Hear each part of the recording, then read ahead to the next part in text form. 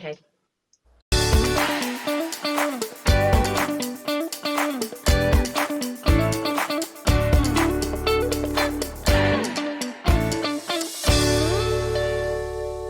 Hello and welcome back to Empower Your Menopause, the podcast where we talk about all things health, hormones and happiness for women over 40. We're coaches James and Juli from Fabulous Beyond 40, and today we're going to talk about a relationship that defines almost everything. That's the one you have with your body. So we know that menopause changes a lot, your hormones, your energy, your reflection in the mirror. So how do we stay confident through it all? To answer that, today we're joined by someone whose work we absolutely adore. It's Jackie Crawford, image consultant and style queen. Excuse me. We first saw Jackie across the room at a convention earlier this year that Juli and I attended. She looked absolutely amazing. She was dressed in bold colours. She radiated confidence. And although we didn't get to speak to her at the time, we then found out who she was, loved her stuff, found out we had loads in common, and decided to get her onto the pod. Jackie helps women stop fighting their bodies and start expressing who they really are through fashion, mindset and self-confidence. So Jackie, welcome to the podcast. Tell us a little bit about yourself. Thank you, James and Juli. It's absolutely great to be here on Fabulous Beyond 40, and I was delighted that you actually reached out to me. So yeah, you got that absolutely right. I am an independent and accredited image consultant based in Strensall, north of York, and I am absolutely dedicated to helping women in midlife dress with confidence. Offering colour analysis and personal styling. I am absolutely an advocate that when we wear clothes in colours and styles that fit and flatter, something magical happens. You know, I've experienced it myself, and I get to witness that with the clients I work with. Our confidence can increase, our self-esteem can absolutely soar. And I've seen people walk a little taller, and we actually just feel a little bit different about ourselves. But how did I get into it? That's an interesting one. I'm probably go around the houses a little bit. I'll go around the houses a little bit, but I'll get there in the end. I had enjoyed a corporate life for about 34 years in hospitality, sales, and latterly into HR, where I ultimately spent my final 10 years of full-time employment actually in a senior role. But during this time, it was probably in my early 40s, I'd experienced so many of my own wardrobe woes, my own dressing dilemmas. And my wardrobe was a sea of grey, navy, black. It did not give me joy. And I left the house in the morning feeling just a little bit gloomy. And many of your listeners can probably relate a little bit to that. It was so gloomy, it sort of quite depressed me. And I thought that actually something had to change. So a plan began to hatch. And I thought, you know, what if my clothes could reflect how I feel? What if my clothes could influence the success I was going to enjoy on a daily basis? And what if my clothes could actually alter perceptions, what people, you know, felt about me? And that was kind of the catalyst for positive change for me. It was actually a blue suit that I wore for a friend's wedding. It was a terrible choice. And that actually affected my entire day because I felt that I was wearing someone else's clothes. So something absolutely had to change. And change it did, because I did enlist the support of an image consultant at the time. And my goodness, it was the springboard to, well, it was the springboard I needed. And many positives kind of followed as a result. I had enhanced connection to myself, and I got to ride on that self-esteem superhighway, if you like. That was my first experience of that. I had a renewed energy in dressing myself, a new energy in shopping for my clothes, and I got the promotion that I was seeking. So apart from my business credentials, my experience, my clothes actually altered the way that people were seeing me. And in my case, it was that safe pair of hands into a senior management role. And I think beyond that, I seriously wanted to help people avoid all the same dressing dilemmas and the same dressing frustrations that I had done. So I was 50 when I left my corporate career. Not going to lie to you, that was a little bit frightening. But I retrained, I took a gap year, I retrained, and I launched my business in image consultancy. And I'm now 60.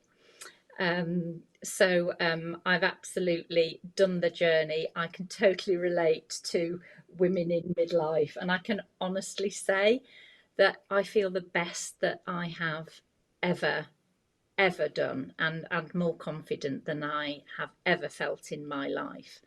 Who knew? Who knew that clothes could make such a difference? Interesting. Yeah, can we just ask you, because maybe we'll explain to listeners a little bit about what the process is of getting an image consultant. When you first went to this person and you said, I open my wardrobe door and there's a sea of blues, greys, and blacks in there, and I want to change it up. What is that process like? What do you actually do? How does it work? It's a very enlightening process because very often I haven't actually met the client that I'm working with. I so love being with people, so it's all about building relationships. I suppose the work I do as a transformational stylist allows me to guide my clients through a process of positive change with their appearance. So I build that relationship.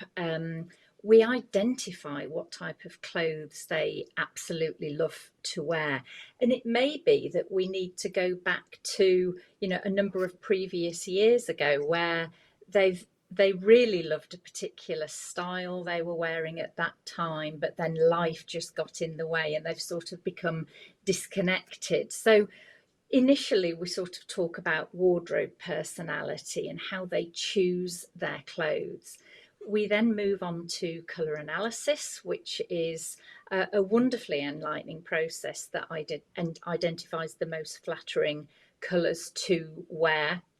Uh, we then go through a process of identifying body shape, proportions, scale, because that really influences how we choose our clothes as well. The size of patterns, the size of handbags, we really dig down into quite a lot of detail.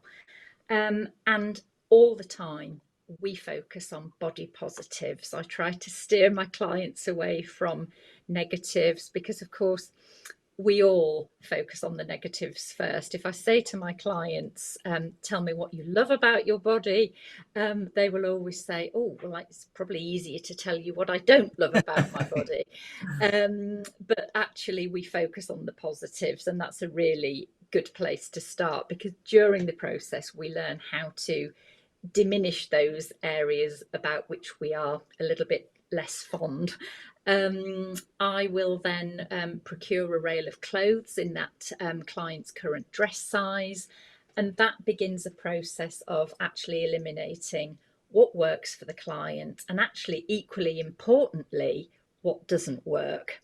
And then it will avoid them making the same mistakes again because we know what's working and what is not, and that's actually really enlightening. For sure. Well, I mean, there are so many body confidence myths. We hear a lot of myths around this phase of life, like, we have to lose weight before we can feel good in our clothes, or the size on the tag makes or breaks whether we're happy about them. I mean, what are some other sort of myths that you run into, or bigger, I don't want to say negative self-talk, but I'm sure you hear so many different ideas. Oh, so many, Julie. The one you hit upon is probably the first one that I come across is, I need your services. I'll let you know when I've lost my weight. You know, What we need to feel good about ourselves now, and do you know what, we might not lose the weight, we Mhm. may be our weight, so it's about celebrating what we have now. So I will always try to encourage my clients to actually certainly join me for colour analysis to begin with, because then we can start making some visual changes which actually then start to change that narrative that we have in our head that we're not good enough.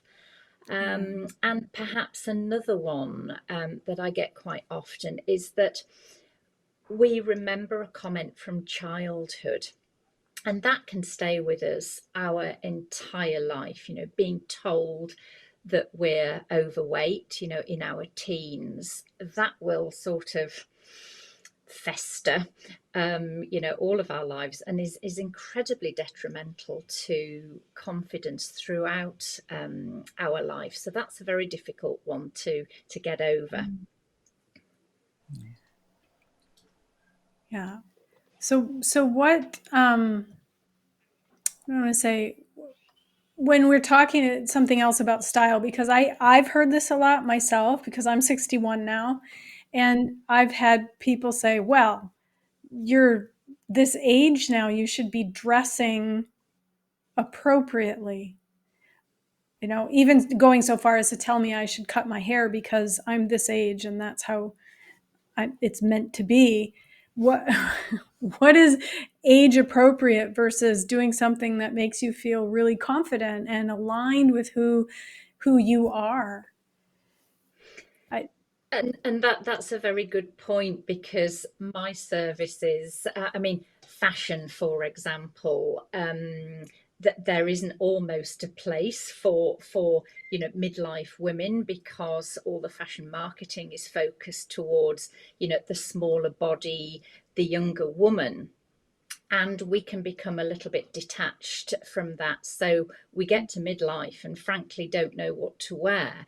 So my coaching actually encourages to really embrace what we love, how we want to feel in our clothes, really, for us to actually develop that style that feels uniquely us. Because let's face it, fashion doesn't work for everybody. There is not a norm that works for everybody. And of course, sure, we can adopt fashion trends if that works for us. But I say leave fashion behind and focus on what absolutely brings you joy, what you love to wear. Not following a hairstyle that probably will not flatter your face shape. That's probably more important than following fashion. And I think, certainly over the last few years, our dressing style has become a lot more casual, hasn't it? Mhm. Yeah. And we've kind of lost our way. We've almost lost our identities, because we've been living in, yoga pants and sweatpants for a long time, and that's kind of become the norm. And I think we've lost a little bit of identity just through that, because we've kind of forgotten how to dress up and how to be ourselves. Yeah, totally. I know I feel completely different. I work from home, as do so many people these days, and I feel completely different approaching a workday if I've taken the time to put on some nice clothes and some jewelry and put a little bit of makeup on, and just as if I was going to work. Like back in my corporate days, I was a corporate HR person as well, so I can relate to the gray and black and navy blue wardrobe. But yeah, it really there. I think there's a big difference, isn't there, between fashion and style? There is, absolutely. Our style evolves, but fashion just sort of, it's very transitional, but style will stay with us. And that helps us to, develop a very strong personal brand and a very strong connection with ourselves as well. Yeah. Yeah. Oh, you obviously have to help the women that you work with not just from a visual point of view, but also from, I guess, a mindset and a mental point of view. What kind of steps do you tend to take with women when you're trying to get them to rebuild that trust with their body and their self-image? It's focusing. I think I will always tend to get women to focus on what we are able to do. Celebrate what our bodies can do. And I find that practicing daily affirmations is a really good support with that, because it starts to become the norm. You know, when we say, actually, I've just noticed my eyes look really good. And you then start to focus on the positives a little bit more. You start to be a little bit more grateful about the body that can take you bodyboarding or that can take you up a hill. And then you actually start to really appreciate that you've got powerful legs. So, you know, the smallest tweak in your, personal narrative can make a massive difference to, rebuilding that trust. I think in your self-perception. Yeah. Because we have to be, a little bit self-compassionate, don't we? We have to speak more kindly to ourselves. And I always say, treat yourself as you would treat your best friend.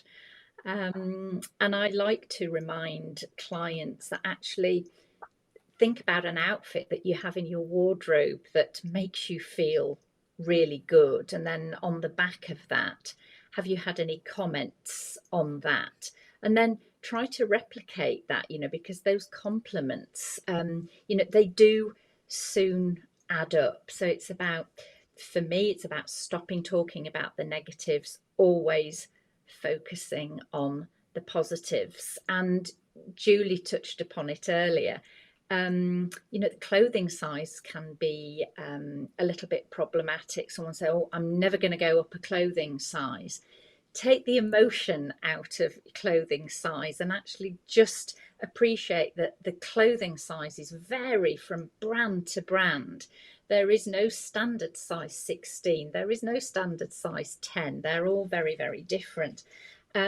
So believe that the right size is the one that fits you, the one that sort of makes you feel good. Cut the labels out, cut the sizing label out, and then you'll forget. Yeah. Your Instagram feed, Jackie, it's very colourful, because you're obviously an incredibly colourful dresser yourself. And I was surprised maybe about a month or so ago, maybe 6 weeks ago, I was looking through it and I saw that there were lots of pictures of you and other ladies in swimsuits, in bikinis, women of all shapes and sizes. And I mean, what was even more surprising, I think, was the fact that you all got into the North Sea, which anybody who doesn't live in England will know that it's absolutely freezing cold. So that's part of a campaign that you're part of. It's called Accepting Who We Are, AWWA. Tell us a little bit about that. How you got into it? How did that photo shoot come about? Because you all looked to be having an enormous amount of fun. Oh, I can't. But there's a serious message behind it too, right?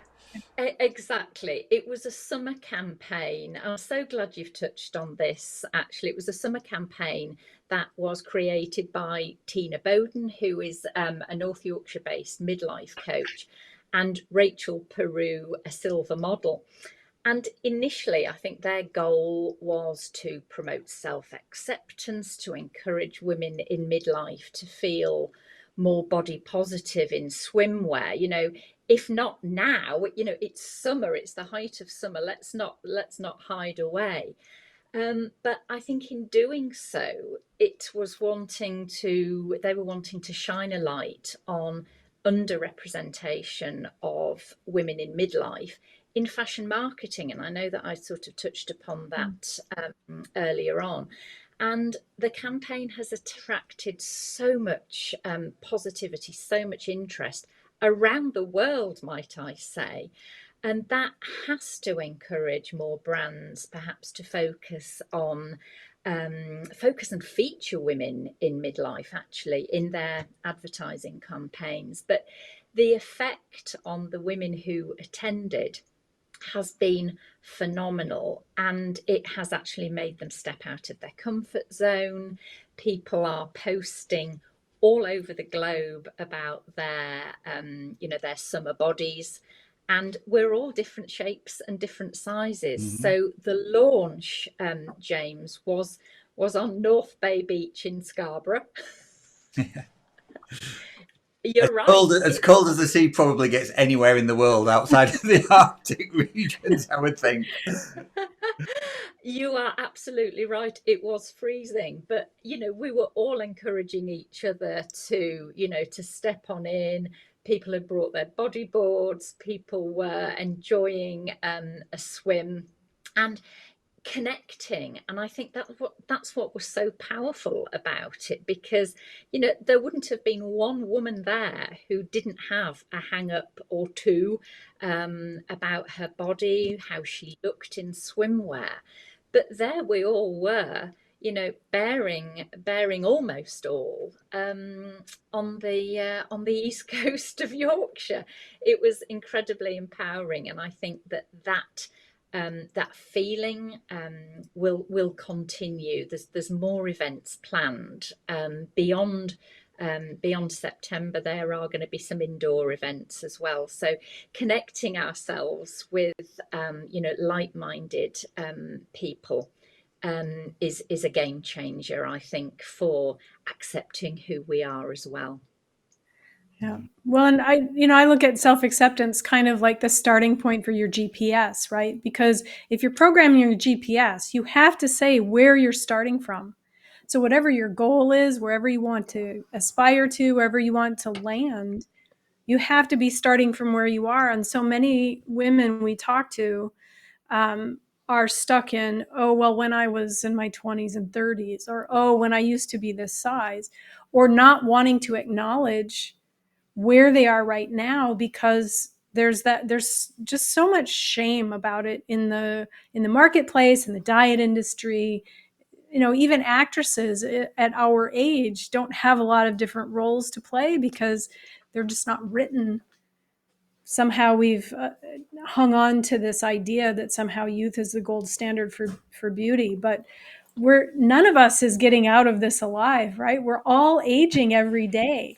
So being able to have that self-acceptance, I think, is a really amazing thing. I absolutely agree with that, and I do see that worry. If I go to edit somebody's wardrobe, I will see a rail of clothes, and I will ask them to talk me through this piece. That's a piece I wore in my 30s. I can't fit into it anymore, but I'm just keeping it there to remind me.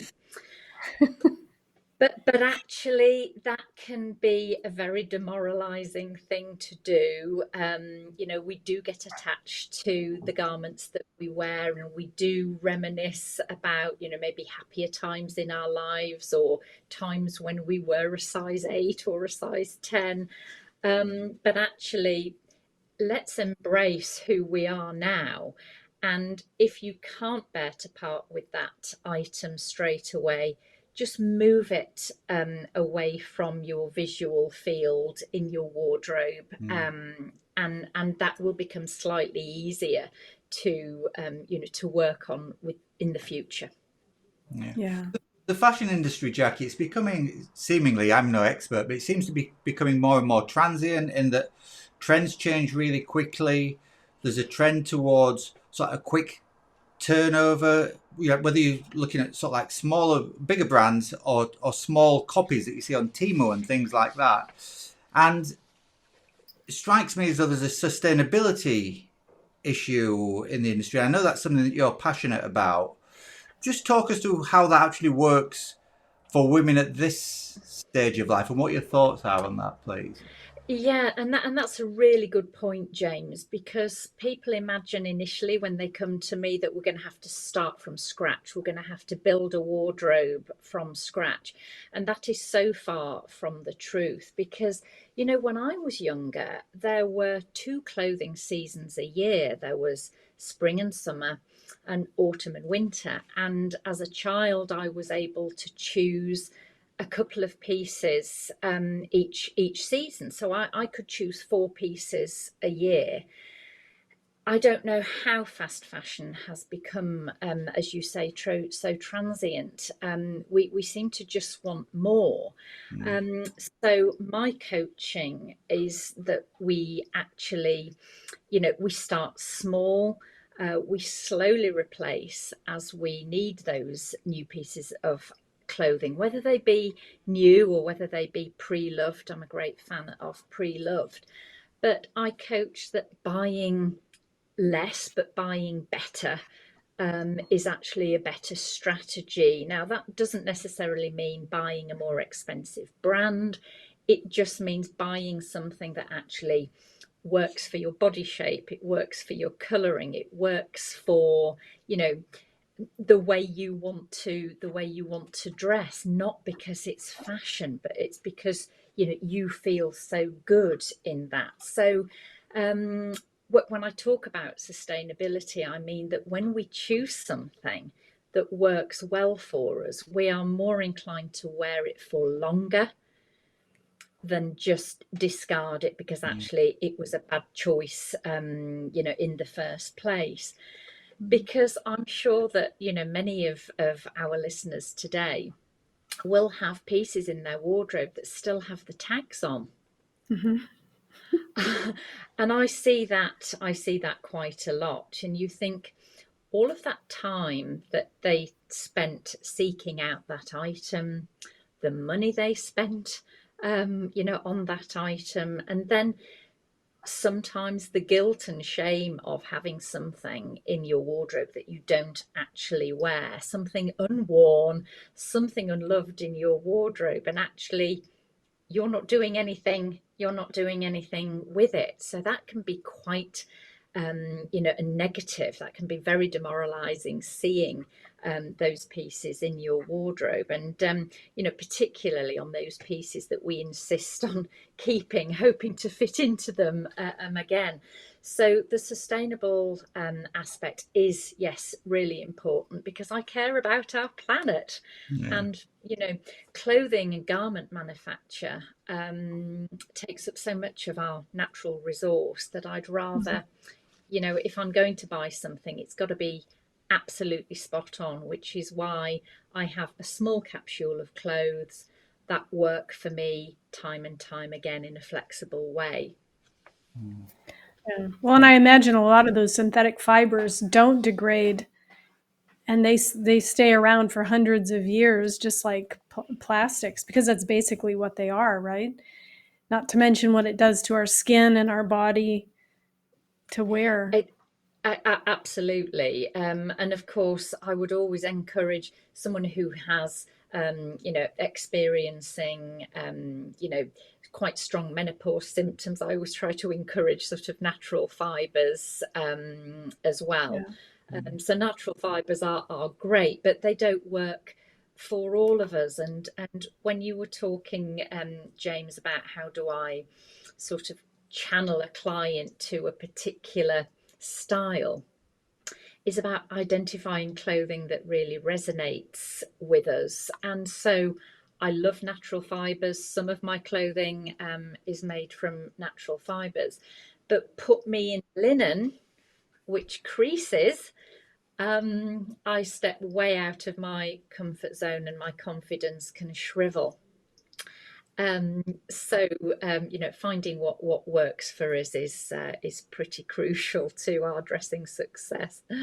Yeah. Yeah. We talked before about, or you explained before how you started this journey in fashion 10 or so years ago when you were still in the corporate world. So you would have been in your maybe late 40s, early 50s. That's the age that most women tend to go through menopause as well. And I just wondered, that change in image that you had yourself, How did that affect your own mindset? And did that have any effect on your own journey through the menopause transition? I think because I'd felt so much more confident in my clothes, and I had gone from wearing black, grey, navy in my sort of 20s, 30s, and 40s, I was absolutely ready to embrace some kind of positive change. So I think starting to wear colour, starting to express who I was through my clothes really helped me transition that, because I thought nothing is static. Our symptoms change, our symptoms alter, our symptoms lessen. Let's just embrace. I think I just thought that I'm going to embrace who I am now, and I'm not actually going to look back anymore. And I think if I look back at pictures of myself, when I was younger, hell, I look a whole lot better now than I did then, because I look terrible in black.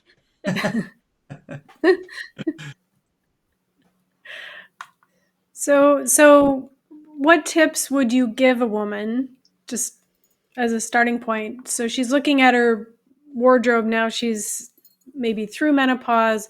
She says nothing fits or feels right anymore. Like, where do you start? Oh gosh, that's a really good question, Julie. Sort of how to start exploring your style. I would say to anyone, open up your wardrobe to start with and look for patterns. I don't mean, patterns. I mean, is there a lot of linen in the wardrobe? Are there a lot of clothes that are very elegant with very clean lines? Is there lots of clothing in there from sustainable brands? There will be sort of some clues, I think, into your wardrobe, and ask yourself, what you love to wear. Is there anything in there that you actually don't love to wear, that every time you put it on you, oh no, don't know why, I just don't love that. So identifying what makes you feel joyful is a really good message. And joyful to me is colour. Joyful is a nice fitting jacket, a beautifully pair of tailored trousers, a ruffle, which you won't see me far from, to be honest. But everyone will have that joyful aspect. Um, and it's worth noting that even the smallest of changes could have, the biggest of impacts to the way we feel. And of course, I will be sharing a little bit more about my guidance in the Facebook Live for Fabulous Beyond 40 this evening. Tell us a little bit, Jackie, then, people who've been convinced by you, they like the cut of your jib while you've been speaking. Where can they get in touch with you? Where can they find you? Where can they find out more about what you do? Well, I'm on all the social channels. If you wanted to have a look at my website, there is more support and more guidance in there. I write a monthly blog, so you can find me on www.jackiecrawford.co.uk. But I'm on Instagram, Facebook, LinkedIn, as Jackie Crawford, image consultant. Amazing. Well, thanks ever so much for that. We'll put all the notes in the show notes below. To round off, from our point of view as Fabulous Beyond 40, if this episode hit home, you've been struggling with your own body image lately, don't do it alone. We offer a menopause impact assessment that can help you unpack what's going on. That's a 45-minute coaching call designed to help women over 40 get unstuck and start making some real progress with their health, their happiness and their hormones. So we start off with a validated symptom questionnaire so you can get a clear picture of where you are right now. And then we shift the focus onto your goals, your priorities, what feeling better actually looks like for you. If you'd like to jump on one of those, we'll also put the link to that in the session, to those sessions below in the show notes. Juli, anything to add before we head off? We usually round off with one last question for our guests. So I would like, Jackie, your just whatever comes to mind. One clothing item that every woman over 40 should own. Well, I think for me, I'm actually wearing it. For me, it's a kimono. Can be a short kimono, a long kimono. It's a flexible piece of clothing that every time I wear it, I just feel fabulous. And that's the great thing about finding our style, because it's flexible. It can go with so many different pieces, and that just gives us that wonderful level of confidence whenever we put it on. I love it. Love it. All right. Well, thank you very much. That's it for this week. We have been coaches James and Juli from Fabulous Beyond 40. Thanks for joining us today. And thank you again to our amazing guest, Jackie Crawford. We will see you back here next week. And in the meantime, let's remember to stay strong and stay fabulous.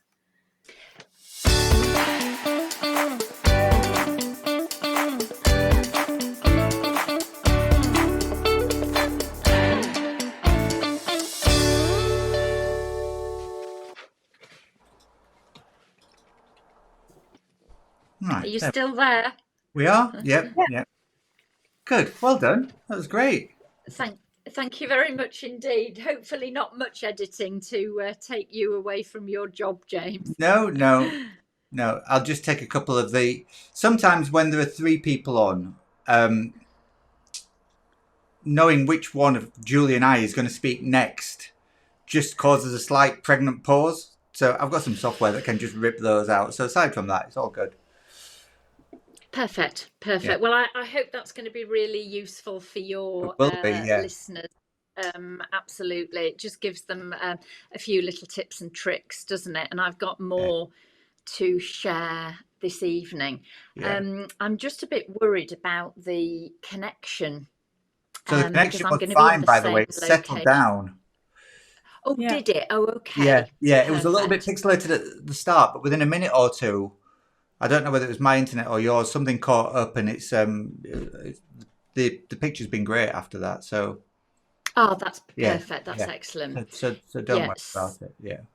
Okay, so I will be ready sort of a bit before 7. Will you send me the link again to join? So it's a Zoom link for tonight. If you come on 5 minutes beforehand, something like that. Yeah. That'd be great. Maybe perfect. 5 to 7. Yeah. Awesome. Yeah, lovely. Yeah, right. Will do. Thanks again for the opportunity, you two. No worries. And we'll see you later on. Take care. All right. Thanks. Just now. Bye. Bye.